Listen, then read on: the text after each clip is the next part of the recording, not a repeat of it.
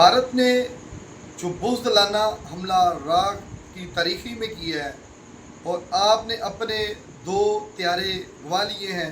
पाकिस्तान फ़ज़ाइया ने इंडिया के 2 त्यारे गिरा दिए हैं और आपने जो रात के अंधेरे के अंदर आपने सिविलियन आबादी के ऊपर जो अटैक किया, जो आपने मस्जिद के ऊपर अटैक किया, ये आपका बुज़दिलाना हमला है।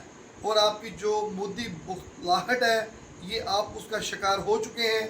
आपको पूरी दुनिया ने रोका कि जंग ना करें, जंग शुरू करना आसान है लेकिन इसको रोकना बहुत मुश्किल है, लेकिन आप नहीं रुके। लेकिन आज हम आपने 9 जगह पे हमला करेंगे तो हम 18 जगह पे हमला करेंगे और आप देखेंगे कि पाकिस्तान आपको रिएक्शन क्या मिलता है पाकिस्तान से। आपने जो सोचा है कि इतनी बड़ी बला है, आप इतना बड़ा मुल्क है, और आप अपनी बात दिन में रखिएगा कि पाकिस्तान एक एटमी ताकत है।